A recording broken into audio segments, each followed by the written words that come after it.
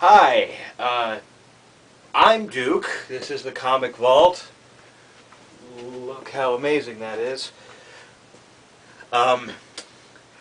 Good 8 years of comic collecting. Anyway, so I was asked personally by our favorite Captain-related person here on Geekvolution, Captain Logan, to talk about a work of Darwyn Cooke, since we're celebrating his life and his work.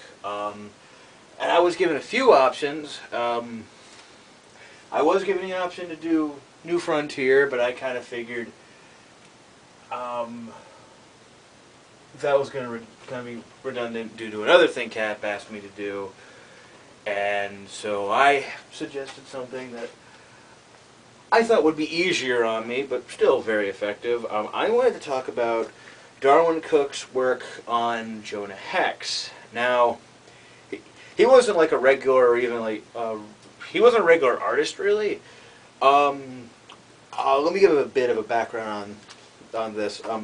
In 2006, Jimmy Palmiotti and Justin Gray launched a Jonah Hex ongoing series, which in 2006 probably seemed like a crazy move. And I think if you were to do a Jonah Hex series now, I'm sorry to say, but I feel like it would be one of those things that would maybe go 12 issues. But not only did it go past 12 issues, this initial series went 70 issues before the New 52 relaunch. And even then, it basically continued on as All-Star Western with the same writers. And they personally consider it a continuation, even if the continuity is slightly different. And Darwyn Cooke contributed art to a few issues, because the unique thing about this series was it was almost always one and dones, with a few exceptions. There's I believe two issue arcs, a 3-issue arc, and then they did a big 6-gun war, which was a 6-issue arc. But other than that, it stuck to one and dones, and it was a pure Western. No gimmicks, no we have Jonah Hex is fighting zombies or anything like that. Like, it was pure Western for this entire run, and then apparently All-Star Western kind of muddies that up, and we're not going to cover that, even though he did do the final issue of All-Star Western, well, Darwyn Cooke meaning.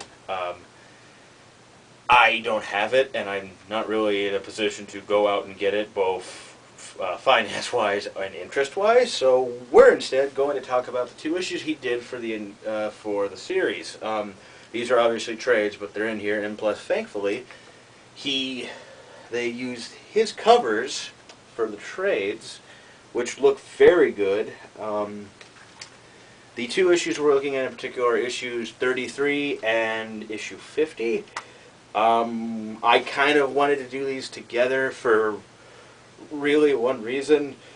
It, in some ways, are kind of interchangeable, so it just made more sense for me to do both of them.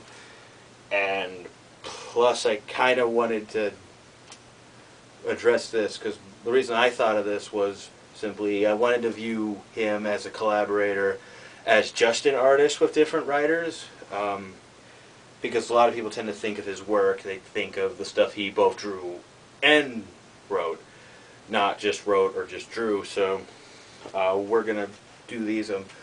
Issue 33 is called, I'm awful at remembering titles. I tried. Let me, Hunting Trip.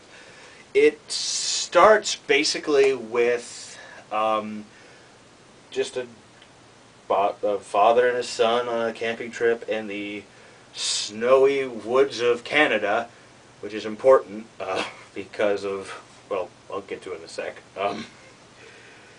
And, you know, they're trying to rough it in the woods, and then unfortunately the kid's father gets a bear trap snapped on him, and then eventually wolves come in and, well, do what wolves tend to do when you're in the middle of the woods and it's snowing.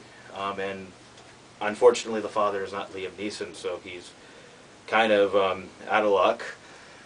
The father dies, but then, even though the kid seems to be this close to death, he gets rescued by Jonah Hex, and it's kind of the end of the story from there. Afterwards, he gets confused with the authorities. They believe he killed the kid's father, mainly because when he's Jonah Hex, and well, at this point, a lot of people know that he's a famous killer, or at least someone who's not afraid to shoot people. So they take him, they tie him up, they leave him for dead in a frozen lake, where, of course, he gets out and hunts down the people who put him in that situation and takes them out thoroughly out of revenge. It's fairly simple. It's a fairly simple plot. The more interesting aspect of it, writing-wise, is the narration from the child, because it's kind of fascinating how he's in this situation where his father dies, and he looks at Hex as some sort of father figure because, you know, he just happened to be there and willingly risked his life to save this kid. But then within a span of, I'm guessing, 48 hours, shoots a good half a dozen people dead for doing him wrong. It's an interesting little glimpse into him, that he has some good in him, but at the end of the day, he is not exactly someone you want to be diskind to. If diskind's even a word, I don't know if it's probably not. Anyway, simple story, but it's kind of the strength of what Palmiotti and Gray do with this series, is just, you know, give you a simple setup, get Jonah Hex involved, and play with how the story's told, which in this case is all narrated by this kid. So we're going to move on to the next issue, issue 50, kindly called The Great Silence. I'm not a professional. Odds are I'm not going to be welcome back to do this again. I'm sorry. Anyway, so The Great Silence. Little fun fact.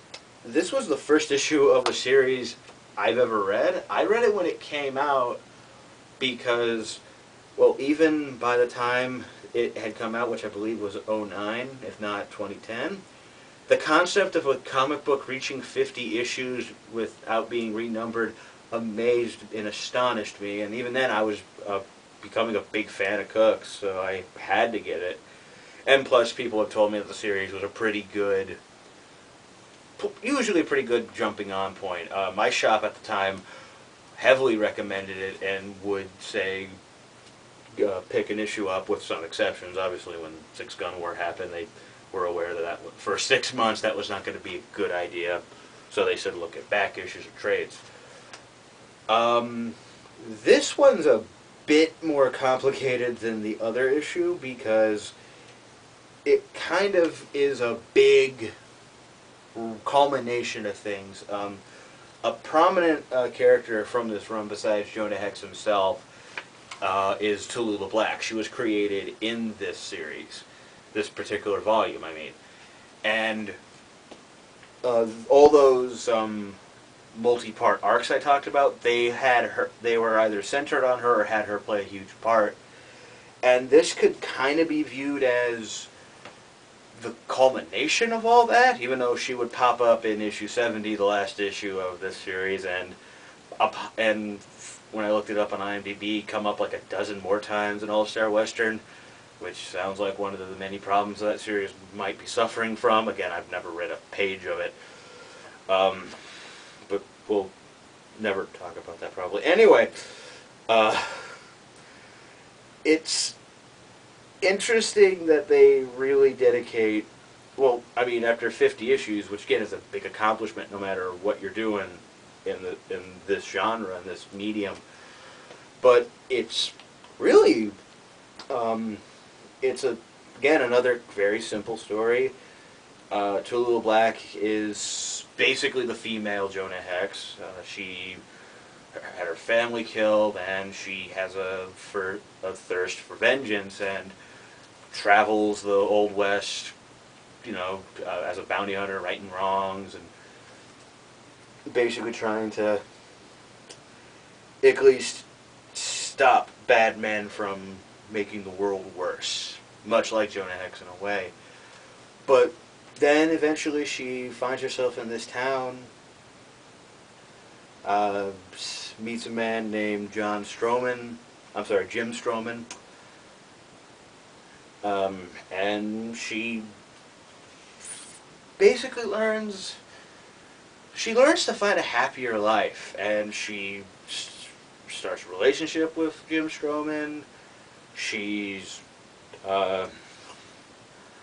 with child with this man. She seems to be on a path to a happier life.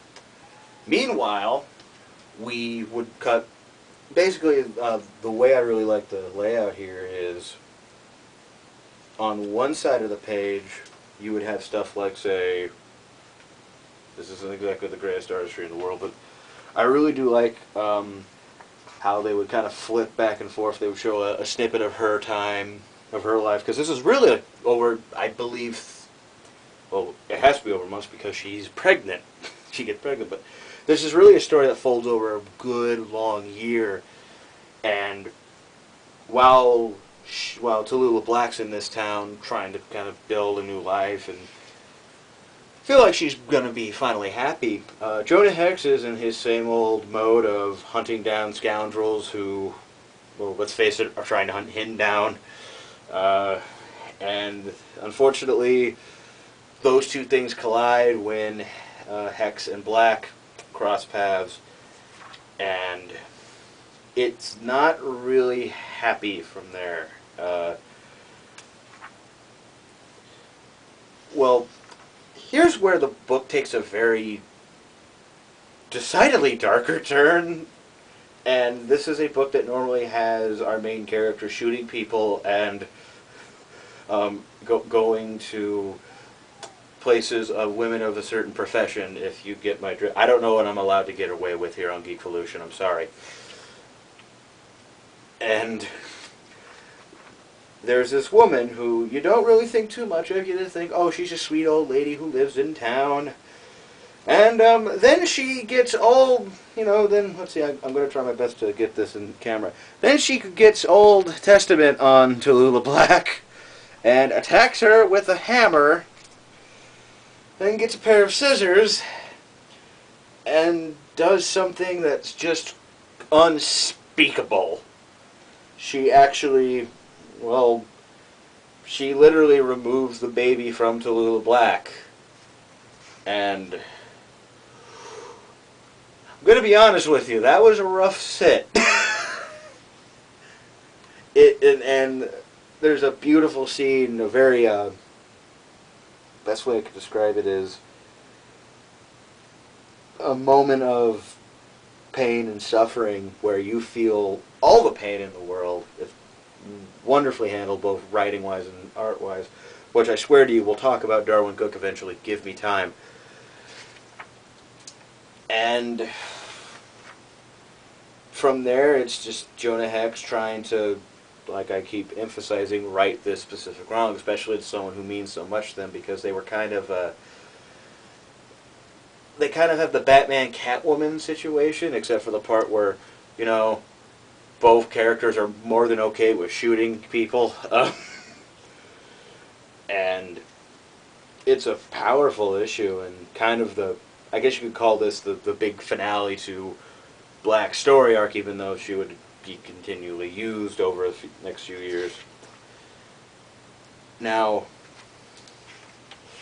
I don't really know how I can do this justice, because credit to Palmiotti and Gray. I think the two issues I'm talking about here, on their side, issue 50 is probably the best one they did in this whole run.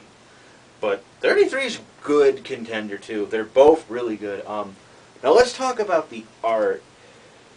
One thing I think Cooke is, or was, it's still a bit hard to say that. He was great with atmosphere. He knew just from looking at his art, you can get the feeling it's going for. If it's a triumphant moment, well, first off, he does something that I feel like you never see in comics anymore. His characters actually know how to smile. He knows how to draw a smile, which must be difficult to convince to some editors. Hey, I want my character to smile, and then the editor probably says, okay, but only if they look like the Joker, i.e. a serial killer. But he's, and a lot of it is not just him. Dave Stewart, who was his, I don't know if he colored everything he did, but he was a prominent name I would notice in any credit where he's the penciler. And there's just some flat-out great atmosphere in these issues from him. In particular, 50, because I talk about how, you know, when we first see Tallulah Black enter this town and meet her new love of life, Jim Stroman. I am mumbling, I'm sorry. Her new love of her life, Jim Stroman.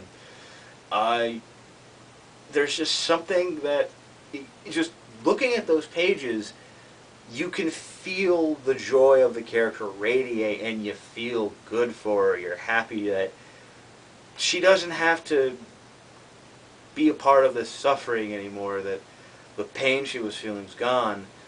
But then the bandits come, and the moment, big spoiler, the moment Jim dies, it just clicks that she can never leave that painful world, and she's being dragged into it in a very alert, fast, terrifying way, and it gets crazier from there, because then all of a sudden an old lady goes Norman Bates on her, and man, between, like, another credit to him, Cooke just draws this old lady like, you know, sweet old unsuspecting old woman, then all of a sudden she's just carrying shears, and they do something I tend to like, and you see this a lot in comics, the bit where the glasses, like, they make it look like the light's reflecting so you can't see their pupils. I like that trick because it kind of shows you instantly that they're not doing something good. It's that trigger, and then afterwards just draws her like this crazy monster. Just intense as all heck, and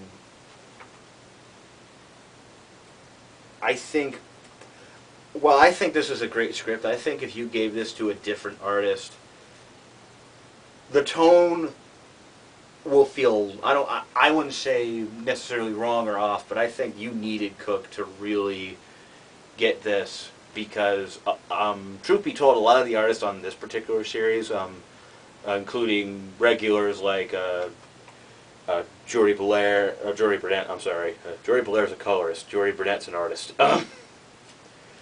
And Luke Ross, they tended to stick more to the gruff Western look, more of the grit. Cooke you needed because it hit the moments where it's supposed to at least feel, what's the word I'm looking for, lighter, more, well, pleasant.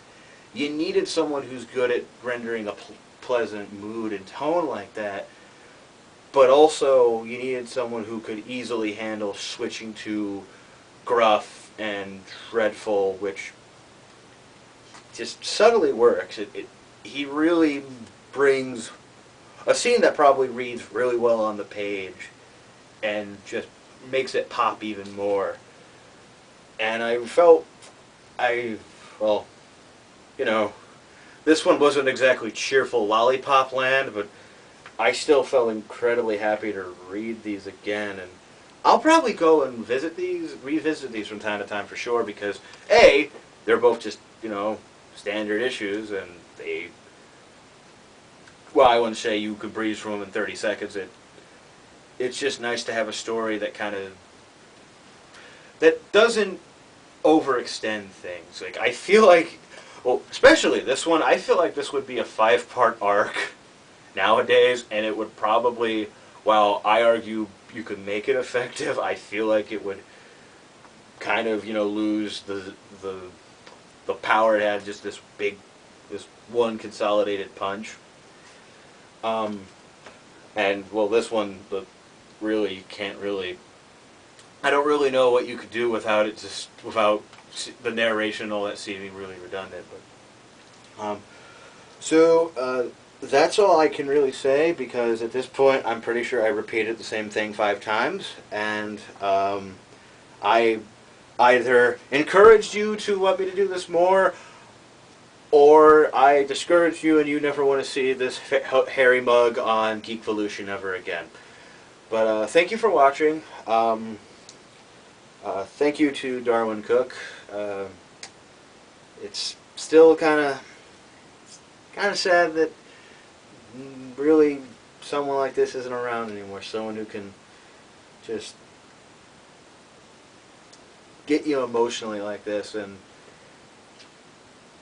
I mean, I'm happy we got him while we did, but it's still one of those things that's going to be.